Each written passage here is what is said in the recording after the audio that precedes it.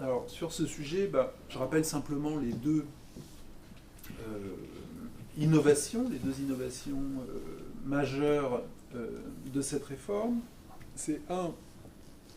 le fait de renforcer considérablement le pouvoir du préfet de région, préfet de région, qui est désormais entouré de 8 directions, alors qu'auparavant il y en avait environ 24. Et corrélativement, c'est le fait d'affirmer la prééminence du préfet de région sur le préfet de département.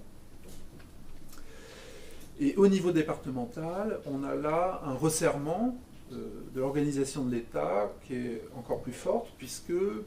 à côté de la préfecture, de l'inspection d'académie qui garde son autonomie, d'une direction départementale des finances publiques et des services qui s'occupent de la sécurité intérieure, et bien on aboutit simplement au regroupement de tout le reste dans deux structures que sont d'un côté la direction départementale des territoires et de l'autre côté la direction de protection des populations et de la cohésion sociale, même si dans les départements de plus de 400 000 habitants, en fait, ça donne lieu à deux directions séparées.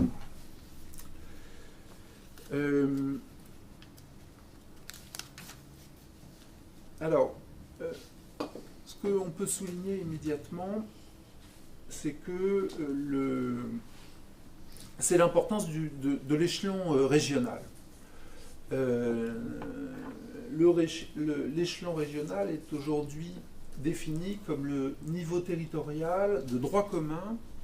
pour le pilotage de l'ensemble des politiques publiques. Ça, c'est une vraie nouveauté parce que jusqu'à présent, c'était plutôt l'échelon départemental qui était dans cette fonction. Du coup, cette promotion de la préfecture de région, eh bien, ça prolonge d'une certaine façon un mouvement que Renaud Hopstein a appelé un mouvement de résidualisation de l'État départemental.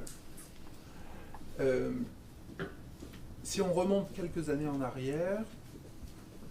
au moment de l'acte 2 de la décentralisation, en conséquence de l'acte 2 de la décentralisation, on voit que les services départementaux de l'État sont, comment dirais-je, très affaiblis du fait qu'un certain nombre de transferts de compétences